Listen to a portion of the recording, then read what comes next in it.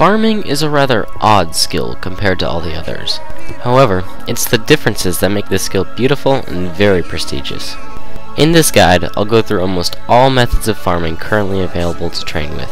With that in mind, please know that this video is only relevant to its date of upload. So without further ado, let's jump into this guide. Farming is a members-only skill which lets players grow crops which they can use themselves or sell for profit. Overall, farming is a simple skill which requires a lot of patience and dedication to train efficiently.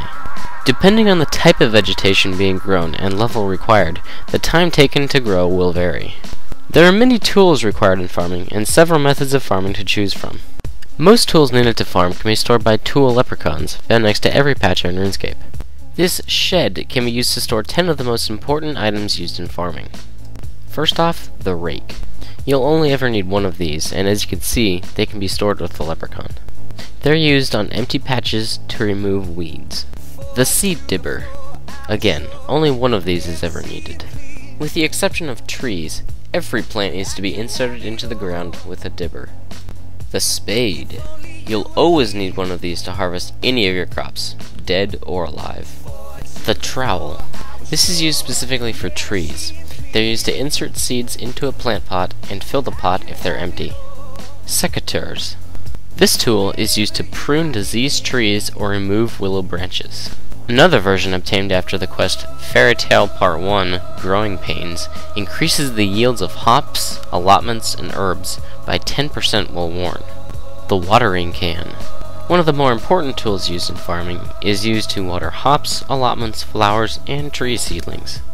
I've mentioned some of the major tools, but you'll also use buckets to store compost, plant pots to farm trees, and plant cure to nurse allotments, herbs, flowers, and hops back to health.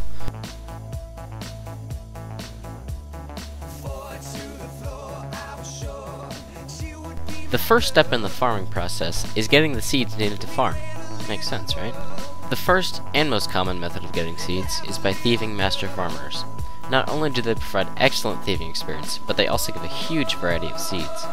Another, less common method is simply buying or thieving the seeds from the drainer stalls. They don't have any great seeds, so I don't suggest it. The next method is by getting tree seeds from nests. Nests can be obtained through woodcutting or by attending to your people in miscellanea. They're a random event in woodcutting. To get them from miscellanea, have your people collect maple logs. And finally, if combat is your thing, most of the monsters in Runescape drop seeds.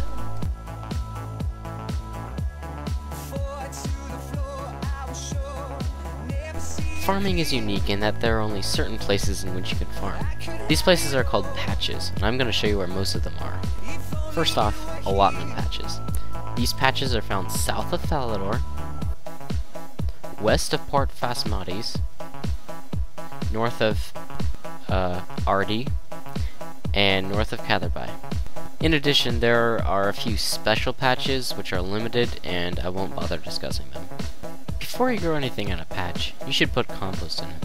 Although it's not required, I highly recommend it. It'll decrease the chance of disease and increase the yield of crops. For the beginning levels, regular compost will do, but for expensive crops, such as snapdragon herbs, super compost is a must. You can fertilize a patch using a bucket of compost on the patch, or using the level 83 lunar magic spell, Fertile Soil. For all allotments, I suggest growing the best thing you possibly can. For example, at level 1, grow potatoes, level 5, grow onions, level 7, cabbages, and so on and so forth, until level 47 and watermelons. From then on, you can grow either strawberries or watermelons, depending on how much money you have. If you need to make sure that something grows, you can ask a nearby farmer to watch over your crops for you. Note that some plants cannot be watched by a farmer. You can't pay in coins. You'll need to provide a farming-related object specific to that crop. For example, to protect these watermelons, the farmer demands 10 leaves of curry. Unfortunately, I don't have that. Well, it's time to make a farming run. What follows is a possible method of attending to the 4 major allotments. There are many others as well. I'll be planting watermelons and limpwort flowers. This is my suggested inventory.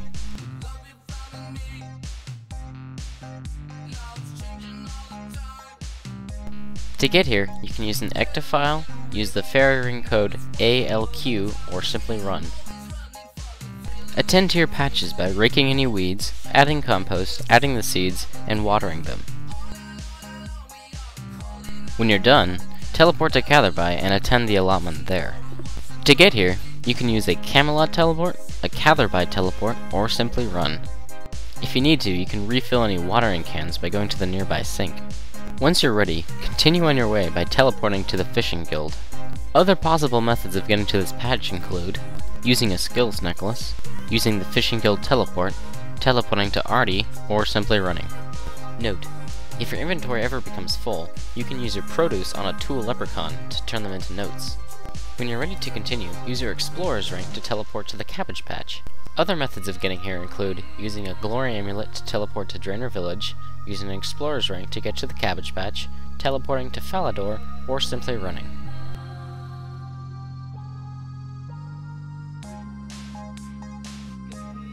Step 2 and 3 are usually performed simultaneously.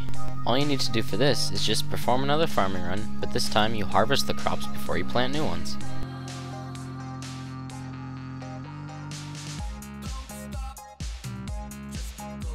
Farming herbs is probably the best source of income from farming. Here are a few facts of the income you can expect from each herb type. Gom, approximately 3.1k profits each seed. Marentil, approximately 869 GP profit each seed. Haralander, approximately 4.7k profits each seed. Ranner, approximately 12.7k profits each seed. Toadflax, approximately 14.8k profit each seed. Quarm, approximately 13.3k profit each seed. Snapdragon, approximately 13.7k profit each seed. Cadentine, approximately 8.7k profit each seed. Torstol, approximately 2k profit each seed. The data is based on an average of 6.25 herbs per seed, which is what I got after farming 200 seeds. Also, it assumes you always use super compost and magic secateurs. Plant death is also accounted for. Costs of super compost and runes are not accounted for. Keep this in mind. Remember, you're planting 5 seeds a run, so those profits can be multiplied by 5 for an herb run. Farming herbs is almost the exact same as allotments, because all but one herb patch is found next to the allotment patches. This stray patch is found in Trollheim, and it's special because herbs will never die when planted in it. What follows is my suggested run for planting herbs. If you're going for farming experience, then you can also plant allotment plants during this run as well. The requirements are the exact same as doing allotment runs, except you also need to have completed the quest My Arm's Big Adventure to access that stray herb patch. You also need to have completed the quest Dream Mentor. Start off the run by doing a spellbook swap and teleporting to Trollheim. Next, run to the patch and attend your herb.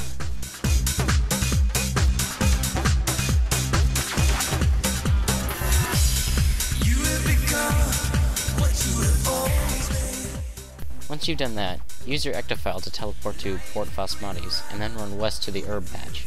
Once you've attended that herb patch, teleport to the Fishing Guild.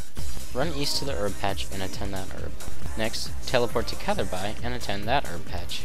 Remember to have the leprechaun note your herbs if your inventory is full. Finally, use your explorer's rank to go to the Cabbage Patch south of Falador. Run north and attend the very last herb patch. If you do this method right, you can complete herb runs in less than 5 minutes.